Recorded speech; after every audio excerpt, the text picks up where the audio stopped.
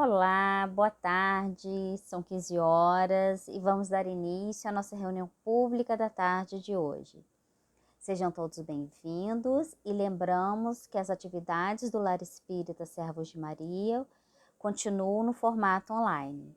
Para maiores informações, basta acessar nossas páginas tanto no Facebook quanto no Instagram, Lar Espírita Servos de Maria. Pedimos também que, se possível, que se inscreva em nosso canal no YouTube, curta nossos vídeos e ative o sininho para serem notificados de novas postagens. Vamos agora fazer a página de abertura seguida da prece inicial. A mensagem de hoje é do livro Pão Nosso, pelo Espírito Emmanuel, através da psicografia de Francisco Cândido Xavier. A mensagem de número 41. No futuro. O versículo destacado por Emmanuel são palavras de Paulo na carta aos Hebreus, no capítulo 8, versículo 11. E não mais ensinará cada um a seu próximo, nem cada um a seu irmão, dizendo: Conhece o Senhor, porque todos me conhecerão, desde o menor deles até o maior. Emmanuel comenta: Quando o homem gravar na própria alma os parágrafos luminosos da divina lei, o companheiro não repreenderá o companheiro, o irmão não denunciará outro irmão, o cárcere cerrará suas portas, os tribunais quedarão em silêncio, canhões serão convertidos em arados, homens de armas volverão a sementeira do solo. O ódio será expulso do mundo, as baionetas repousarão. As máquinas não vomitarão chamas para o incêndio e para a morte, mas cuidarão pacificamente do progresso planetário. A justiça será ultrapassada pelo amor. Os filhos da fé não somente serão justos, mas bons, profundamente bons. A prece constituir-se-á de alegria e louvor, e as casas de oração estarão consagradas ao trabalho sublime da fraternidade suprema. A pregação da lei viverá nos atos e pensamentos de todos, porque o Cordeiro de Deus terá transformado o coração de cada homem em tabernáculo de luz eterna, em que o seu reino divino resplandecerá para sempre. Vamos orar? Vamos acalmar nossos corações, fechar os nossos olhos e elevar os nossos pensamentos até o nosso Mestre Jesus, agradecendo por esse momento que estamos tendo, essa oportunidade, para refletir sobre os seus ensinamentos através dessa doutrina. Abençoa, Senhor, a cada um de nós que estamos aqui sintonizados, as nossas famílias, o nosso lar espírita, Servos de Maria, em especial a nossa irmã Jacira, para que ela possa ser teu instrumento através de suas palavras. Sob seu amparo e sob tua proteção, vamos iniciar a nossa tarefa de hoje. Esteja conosco hoje e sempre, graças a Deus. Vamos convidar para conduzir o estudo da tarde de hoje a nossa companheira Jacira, do Centro Espírita Irmã Rosa. Seja bem-vinda, Jacira.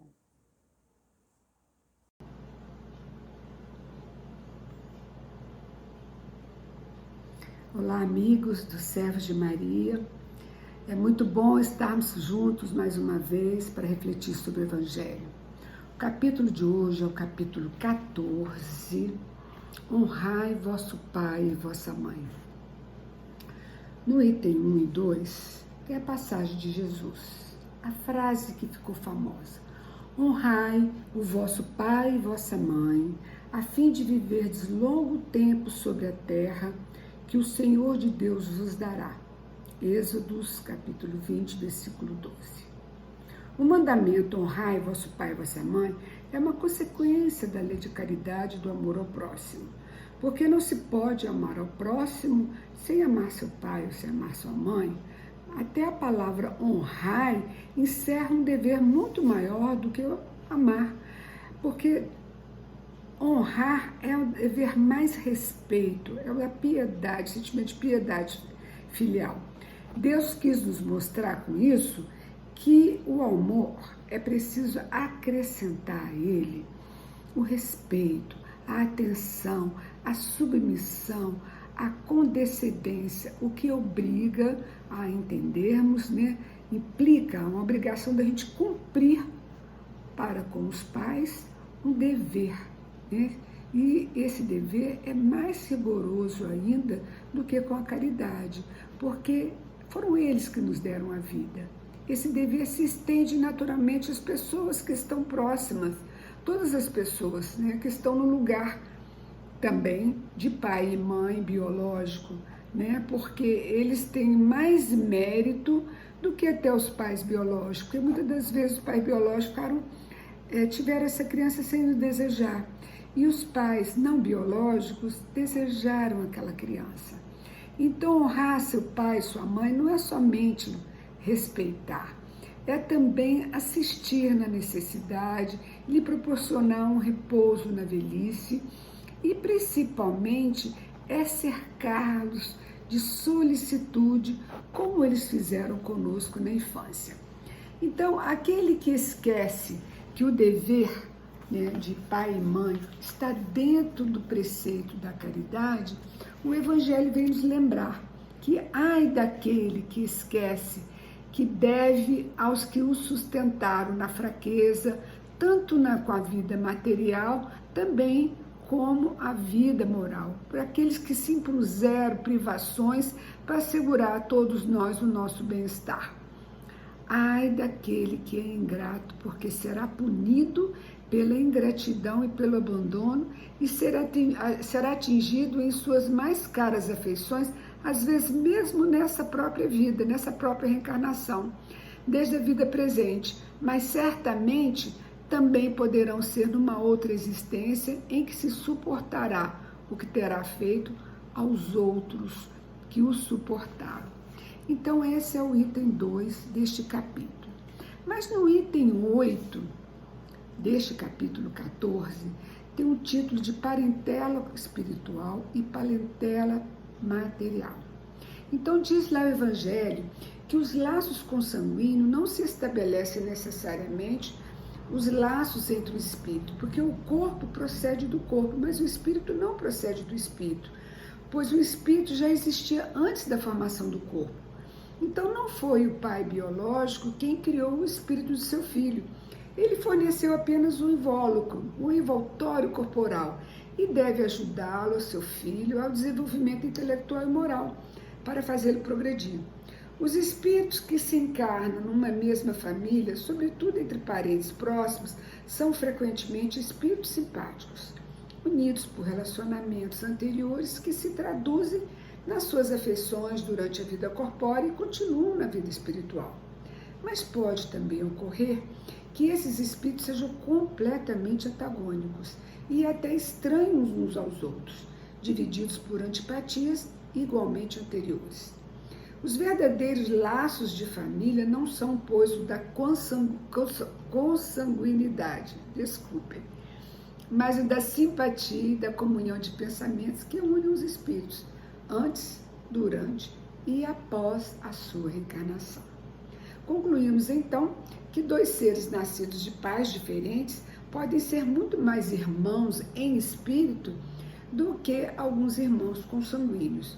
Fatos que nós constatamos constantemente, essa questão das uniões de seres que se atraem, que se buscam e se comprazem uns com os outros como verdadeiro irmão, e da existência de irmãos de sangue que não se toleram e se repelem constantemente, só podem ser entendidos através do Espiritismo, que fala da pluralidade das reencarnações, das múltiplas existências.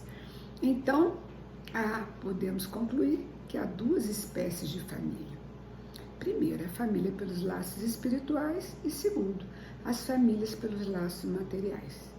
As primeiras são duráveis, se fortalecem pela depuração que se perpetua no mundo espiritual, através das diversas migrações, ou seja, encarno aqui, encarno ali, mas todos nós iremos nos encontrar, né, em experiências carnais ou no mundo espiritual. Sempre reencontraremos essas afinidades espirituais. As segundas, que são as famílias pelos laços materiais, são frágeis, como a matéria.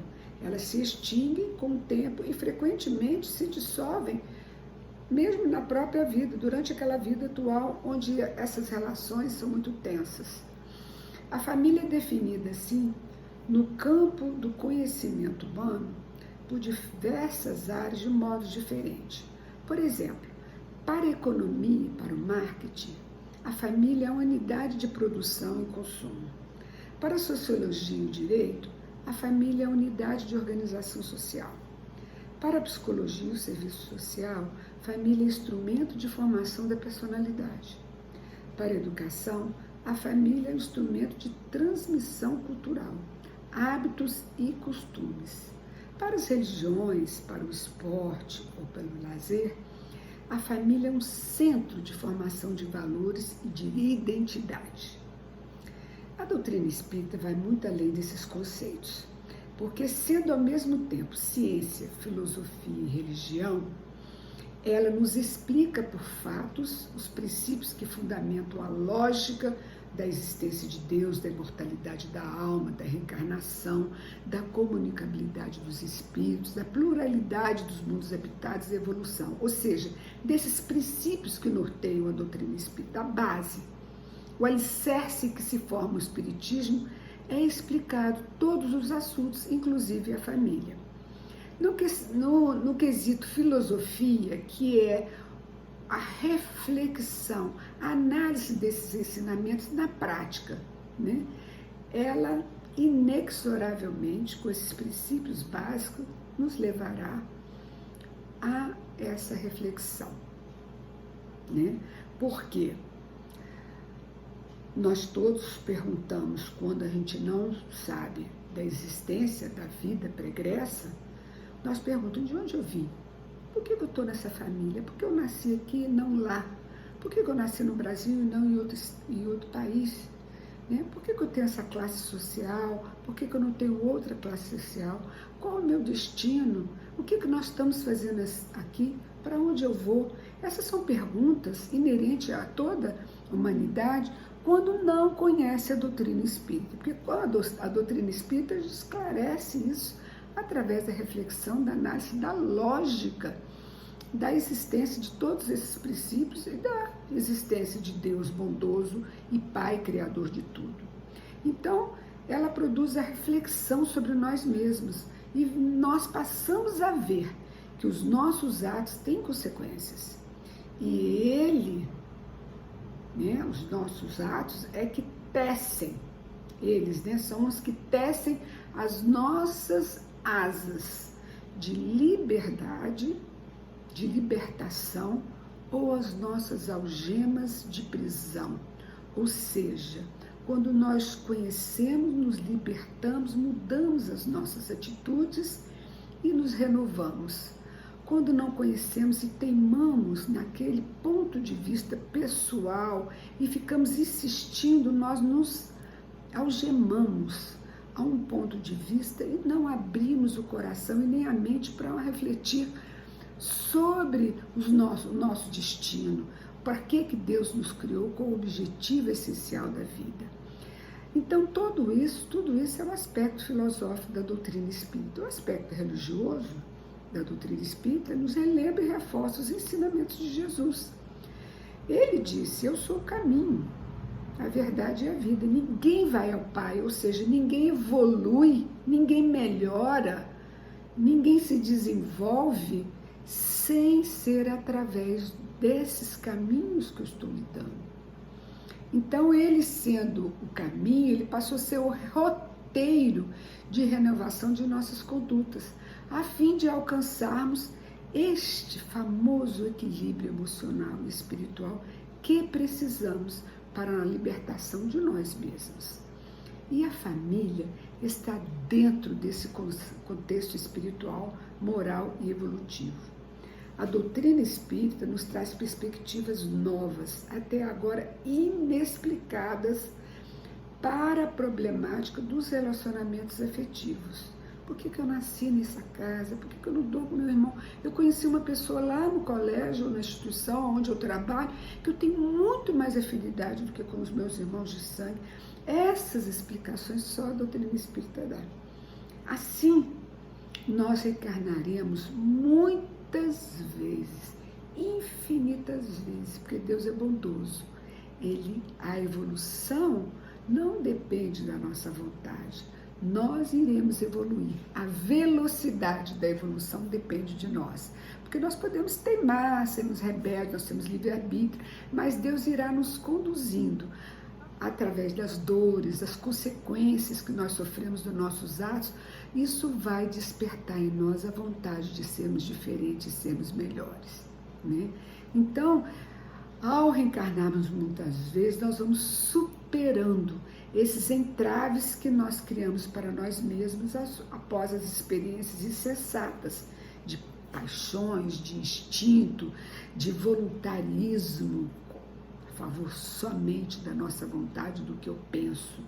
Então, é imperioso o nosso retorno num relacionamento familiar para a nossa devida educação, para aprendermos a agir melhor, não mais sob o controle dos nossos impulsos, mas para agirmos com consciência dos altos objetivos da vida e da encarnação, nos proporcionando, né, um contexto social e um contexto familiar adequado à nossa situação, para servir de estímulo, nos fazendo superar.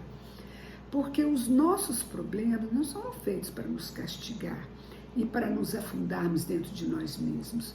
Esses problemas foram feitos para a nossa autossuperação, para a gente vencer a nós mesmos. São desafios e não tortura e sofrimento e dor. A família, além de todos os conceitos que as ciências, né, e todas as linhas de pensamento humano trazem, é principalmente um grande elo de renovação e de resgate espiritual, porque ali, através da família, nós teremos a oportunidade de uma nova vida, de uma nova convivência, de um novo aprendizado. Então, tudo que nos acontece, a família, o bairro, o lugar onde nós estamos, faz parte de um contexto espiritual planejado para a nossa educação. Lembrando que o Evangelho segundo o Espiritismo nos diz lá no capítulo 3, ele nos relembra o ensino de Jesus quando ele diz: há muitas moradas na casa do Pai. E que a terra, sendo a moradia dos espíritos rebeldes à lei de Deus, está lá no Evangelho. Todos nós somos ainda rebeldes à lei de Deus, porque nós queremos fazer as coisas do nosso jeito, né? Mas Deus, sendo Pai sábio, conhecedor de tudo, ele sabe muito melhor para nós, o que é melhor para nós do que nós mesmos. Então, nós só poderemos mudar de moradia nessa escola onde nós estamos, que não terá tantos problemas, que será mais suave, onde nós teremos companhias mais agradáveis, uma família mais afim, sem nenhum dos problemas que nós temos no trabalho, na convivência, na rua, na sociedade, na política, em todos os cantos, quando nós mudarmos, porque tudo isso que nos acontece é necessário para a nossa evolução. Então, quando nós nos curarmos das nossas enfermidades morais, nós poderemos mudar de escola, porque nós vamos engrajear para nós um estado melhor. Então, essas importantes curas acontecem predominantemente no convívio familiar, onde aprendemos aos poucos a ceder, a amar, a compreender, a respeitar e, sobretudo, a renunciar em benefício do grupo familiar. Para melhor exemplificarmos esse contexto todo que nós estamos aprendendo, que o Evangelho segundo o Espiritismo nos traz, nós trazemos aqui uma história verídica relatada no livro Ação e Reação de André Luiz, no capítulo 16, onde encontramos orientações preciosas sobre o complexo familiar no comportamento de alguns elementos daquela família e no seu contexto espiritual, explicando o porquê aquela família se reuniu naquela condição. Muito interessante para todos nós. É a história do Adelino Correia. Ela nos ensina como superar graves erros do passado no convívio familiar, revelando clara e objetivamente a realidade do que é a família corporal e a família espiritual que devemos conquistar. Porque todos estamos juntos para que a gente possa lapidar esses dramas, essas diferenças, esses problemas e todos virarmos espíritos mais afins, mais amigos. Então, Adelino, antes de reencarnar, ele foi retirado das regiões trevosas, atendido por uma instituição chamada Mansão da Paz. Ela atende nas regiões inferiores sob a direção do nosso lar. E lá ele estava muito sofrido e ele foi recolhido nessa instituição antes de reencarnar. Ali, depois de vários trabalhos, de vários cuidados, ele mostrou-se em condições de reencarnar. E ele nasceu, o Adelino, com uma enfermidade muito séria, que naquela época não tinha cura. É chamado fogo selvagem ou pêfego, que é uma doença autoimune que provoca bolhas superficiais que se espalham pelo corpo todo. E quando elas se estouram, elas deixam úlceras que ardem e doem muitíssimo. Então, os amigos espirituais, que pertenciam àquela colônia, àquela Mansão da Paz, de onde o Adelino foi recolhido, treinado e preparado para essa reencarnação de dor, eles acompanhavam de tempos em tempos a vida dele quando encarnado. E é assim que Druso, que era o diretor da instituição, Silas, Hilário e André Luiz e outros amigos espirituais nos relataram essa e outras histórias neste livro, que é muito importante e muito recomendado para todos nós.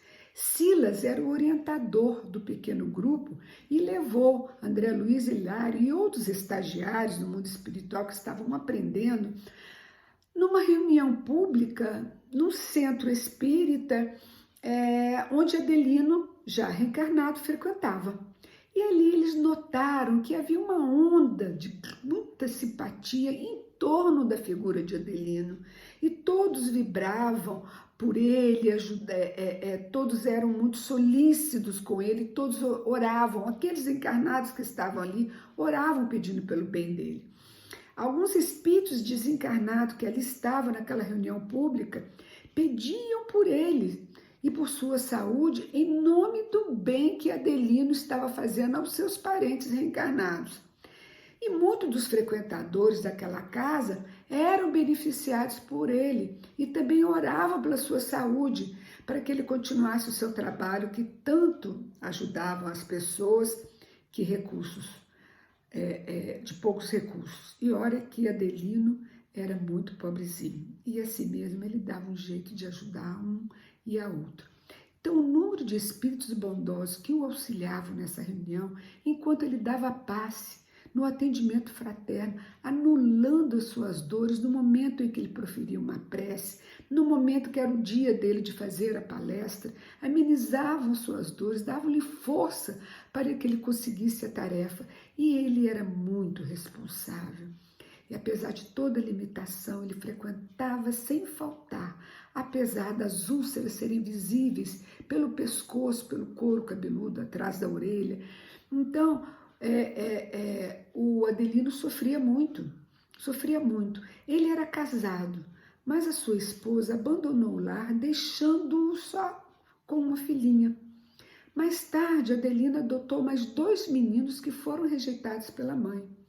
E Silas, o orientador espiritual, passou a relatar um pouco do passado recente do Adelino, antes dessa reencarnação, a fim de que os espíritos que estavam ali aprendendo, né, pudessem estudar e entender os processos e mecanismos de Deus quando planejam a reencarnação diante do nosso histórico, do que nós fomos, do que nós deveremos ser e do que nós precisamos aprender. Então, a vida presente é uma escola viva de aprendizado que não devemos desdenhar. Na vida presente, e ela é sempre resultado dos atos da vida passada que nós mesmos praticamos e trazemos as suas consequências para a outra vida. No século passado, Adelino, que era filho bastardo de um homem muito rico, o recebeu das mãos da genitora, que era escrava, ao desencarnar no parto. Martim Gaspar era o nome do pai solteiro. Era um fazendeiro orgulhoso, de coração duro, muito enrijecido, acostumado a mandar, e era tirano, porque ele abusava das moças cativas e muitas das vezes as vendia com os próprios filhos recém-nascidos para não ser perturbado com seus choros e peditórios. Ele era temido na casa grande, onde se fizera senhor absoluto depois da morte do velho pai. Então, ele era odiado pela maioria dos servos e bajulado pelos outros, que ganhavam alguns favores em troca de serviços escusos. Entretanto, para Gaspar, o seu filho Martim, o mesmo Adelino dessa história, o pai era Martim Gaspar e o filho chamava Martim. Não? Então, para Gaspar, o pai, o seu filho Martim, o mesmo Adelino da nossa história, a sua dedicação na vida passada, né, antes dessa dele ser Adelino, a sua dedicação e ternura, para espanto dele mesmo, do pai, que era orgulhoso, um fazendeiro muito rico, ele não tinha limites, era inexplicavelmente para ele próprio, ele amava com enternecimento, a ponto de lhe providenciar a educação esmerada na própria fazenda. Entre o pai e o filho se formaram os mais santos laços afetivos, tanto que o pai, embora cruel com os outros filhos da senzala, não hesitou em legitimá-lo como filho perante a lei, dando-lhe o seu nome para que ele tivesse direito a toda a sua herança. Os dois, Martim Gaspar, o pai, e Martim, o filho, eram companheiros inseparáveis nos jogos, nos estudos, nos serviços da caça, e até quando Martim, né, quando fez 21 anos, o pai, né, com 43 anos, resolveu casar-se em grande metrópole com uma moça chamada Maria Emília, tida como uma jovem muito leviana. Aos 20 anos, ela casou-se com o Martim Gaspar, e ao ser trazida para a área rural, para a fazenda onde eles moravam, ela passou a se desenvolver uma forte fascinação pelo enteado. Martim, ao início, começou a receber aqueles apelos sedutores da madrasta, mas aos poucos ele renegava, até que ele começou aos poucos a ser envolvido pelos apelos eróticos da paixão. E ele, que se julgava o melhor amigo do pai, passou a detestá-lo. Maria Emília, a pretexto dessa ou daquela necessidade, sempre fazia com que o marido viajasse constantemente. Assim, os dois se entregavam às paixões e isso foi sequestrando a alma de Martim. E aí ele começou a planejar, junto com as entidades perversas, porque toda vez que a gente inspira e deseja o mal, nós atraímos espíritos do mal. Ele começou a planejar o terrível parricídio, ou seja, o assassinato do pai, e ficou completamente envolvido por essa ideia. Assim, quando o pai ficou acamado por conta de um fígado que estava doente, o filho pediu a cooperação de 2 capatazes da sua confiança na fazenda, Antônio e Lucídio, que igualmente eram abusadores das escravas novas, cativas, que uma noite o ajudasse no crime. Deram-lhe uma porção de entorpecente com a aprovação da madrasta e da esposa do doente.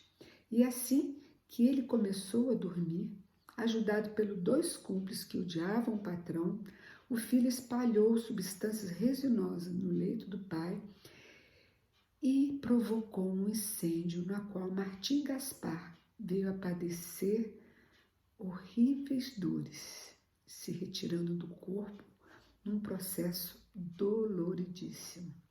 Assim, o filho Martim conduziu o pai ao túmulo, apoderou-se de todos os bens e tentou ser feliz junto a Maria Emília, mas a consciência culpada o impedia. Ninguém é feliz com a consciência culpada. Um dos preceitos para ser feliz, está lá no Livro dos Espíritos, é a consciência limpa. A fé no futuro e a posse do necessário. Aquele que busca além do que ele pode, só vive a vida para ganhar dinheiro, ele perde a sua felicidade, porque ele fica com aquele foco exclusivo. Aquele que tem a consciência culpada, ou então que não tem fé no futuro, a pessoa está sempre angustiada. E Agostinho perdeu a sua alegria de viver, porque todo momento ele se lembrava da cena. E o seu pai, que estava desencarnado, quando soube da história, encheu-se de ódio, de cólera e o envolveu em nuvens de energias fluídicas, quais labaredas, que, inflamadas de raiva e ódio, o envolveu, o infeliz filho que não pôde fugir dessa influência. Ele estava sem defesas, porque a consciência limpa é o nosso melhor advogado perante a vida. Quando nós temos a consciência limpa, nada nos pega. Mas quando nós temos a consciência culpada, é como se tivesse o plug livre para a tomada certa. Os inimigos vêm e encaixam perfeitamente os seus ideais de vingança e de ódio. Ele tentou viajar para a Europa com a nova esposa, tentou se distrair, esquecer, mas tudo em vão. Em breve, algum tempo, ele foi vencido pelo domínio do espírito do pai, que o cercava dia e noite, incessantemente. A pele de Martim começou a abrir-se em chagas, como se chamas internas o queimasse, e naquela época não havia o diagnóstico do pênfico ou a doença do fogo selvagem. Ele ficou então limitado ao leito, com muitas dores e cheio de remorso, relembrava constantemente a cena tormentosa do pai em urros de dor, desencarnando queimado. Gritava e chorava o tempo todo. E foi taxado por louco por todos. A própria esposa, né, que era sua madrasta, que teve pressa em reconhecer-se como alienado mental, para reconhecê-lo, né? Reconhecê-lo como alienado mental, para inocentar-se perante os amigos, aos servidores e afastar delas as suspeitas. Martim então ficou algemado, humilhado, recebendo escárnio e abandono dentro do próprio lar, vindo a falecer em tremenda flagelação. Quando ele desencarnou, o pai Martim o aguardava além do túmulo e o levou para as regiões infernais, onde ele passou a exercer pavorosa vingança. Ali Martim sofreu por 11 anos sucessivos, até que ele orou e pediu aos anjos do céu que lhe resgatassem. A prece é o caminho para o encontro com a misericórdia divina.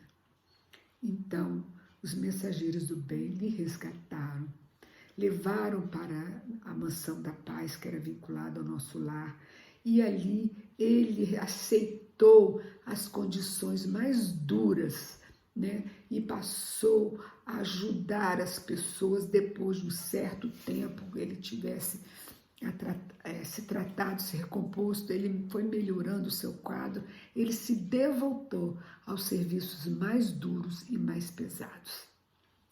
Então, Martim Gaspar começou a cultuar, já no mundo espiritual, a prece, a renovação dos pensamentos, aprendeu a encontrar-se com Deus e encontrou no mundo espiritual a verdade do Espiritismo, e com isso ele nasceu com essa tendência de atração ao movimento espírita. Então, quando ele nasceu com imensas dificuldades, cresceu órfão de pai, porque ele não valorizou o amor paterno que ele teve no passado, e ele luta contra a doença e a pobreza. Pela vida reta que ele tem e o bem que ele faz, ele atraiu para si, como filha, a antiga madrasta, Maria Emília, que ele desviou dos braços do pai para, junto dele, reencarnado como filho, se reeducar ao calor dos seus exemplos nobres. Ele conquistou essa condição, porque se ele fosse aquela pessoa que vivesse lamentando, sofrendo, arrasado e muito triste, levado pela autopiedade, que ficasse nesta postura mental, eu não teria condição de reeducar a filha, mas ele não. Ele entendeu os processos, embora não tivesse lembrança do passado, que a doutrina espírita lhe ensinou, e ali ele vivia exemplarmente. Imagina essa menina que era uma moça voluntariosa, caprichosa, acostumada a fazer todas as suas vontades, vivia num lar extremamente humilde, onde ele só tinha o alimento, o necessário, sem luxo algum. Então, ela foi abandonada pela mãe, que era esposa do Adelino, para também sentir na pele o que é ser abandonada, né, pela própria mãe, educando a sua alma voluntariosa dentro da disciplina e da simplicidade. Adelino recolheu também como filho adotivo os dois cúmplices do parricídio tremendo, Antônio e Lucídio, que por abusarem de crianças humildes, escravas, né, exterminadas, também vieram num lar indigno e foi abandonado, nascendo os dois irmãos gêmeos, e foram encontrados no lixo, numa caçamba de lixo próximo da sua casa. E o Adelino passou por ali, viu aquelas crianças todas cheias de sujeira, de formiga, e eles gritando, chorando, e ele acolheu e levou para casa, pelos méritos adquiridos pela enfermidade do Adelino, que não tomou as proporções que deveriam ser, porque ele era para reencarnar sem condição de trabalhar e ficar mesmo na necessidade precária, mas ele consegue, ele tem momentos de remissão da doença, né? A doença dá uma amenizada e ele consegue trabalhar no comércio e é muito respeitado. Então, desde cedo, ele aceitou a responsabilidade de viver, fugindo da revolta e buscando aplicar em si mesmo as diretrizes regeneradoras da fé que o abraça, conquistando a felicidade de reencontrar os laços do passado criminoso para o reajuste necessário. Mais tarde, passado alguns anos, ele conseguiu receber no próprio lar a figura do pai, que assistindo no mundo espiritual a sua autenticidade, primeiro ele pesquisou, analisou, tentou persegui-lo, não conseguiu mais, porque o Adelino já tinha conseguido uma aura de paz de quem pratica o bem. Olha aí a frase, fora da caridade não há salvação. E aí ele conseguiu convencer-se e pediu ajuda, foi para a mansão da paz, e lá se tratou e conseguiu a condição de reencarnar. Na mesma reencarnação, ele juntou todas as questões do passado e nasceram todos juntos para a reabilitação. Então, o momento do encontro foi muito bonito, porque Martim Gaspar retornou à experiência física, encontrando asilo nos braços do filho que o desprezou. Então, louvado seja Deus. Agora vamos pensar, vai ser uma família fácil? Não vai ser fácil. Não vai ser fácil. Quem disse que é fácil? Mas vai ser possível. Nada é impossível. Deus uniu aquelas almas Eles trazem afinidades e problemas. Então, imagina a filha sendo educada com severidade pelo filho e o pai, né, tendo apego pela irmã, que agora ela vai ser irmã, né, tendo apego pela irmã e não gostando muito do pai e não gostando dos dois comparsas. Olha os sentimentos ali que terão que ser trabalhados. Mas Druso reúne a todos numa prece maravilhosa no dia do encontro das almas. Um dia que Martim Gaspar, abandonado que foi na porta da sua casa, de madrugada, Druso foi, como diretor da mansão, o preparar para o grande reencontro. E aí ele disse, Martim Gaspar retorna à vida espiritual. E depois de uma prece muito sensível, ele, emocionado, diz, tomara que quando um de nós estivermos no pleno nevoeiro da vida, na carne, perdido, querendo desistir, possamos também abrir o coração ao amor sublime e obedecermos à vontade de Deus. A nossa família é uma fonte de redenção espiritual, mesmo em momentos difíceis, e devemos nos lembrar que o objetivo divino é que nos amemos uns aos outros. Assim, toda família material se tornará também família espiritual. E que as mãos brandas de Jesus, nosso mestre e nosso guia, nos auxilie na cegueira das paixões, que uma vez e quando ou outra vem nublar a nossa razão. Que Jesus nos abençoe a todos e nos faça refletir nessas belas lições do Evangelho. Que assim seja.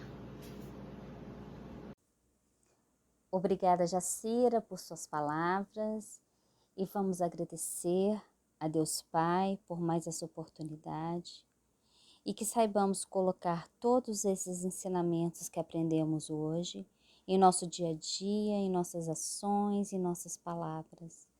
Que lembremos sempre do recurso da prece para elevarmos nossos pensamentos. Que palavras como fé, caridade, respeito e gratidão possam estar sempre em nossos pensamentos. Que a sua luz, Pai, se faça em cada um de nós e entre nós, hoje e sempre. Graças a Deus.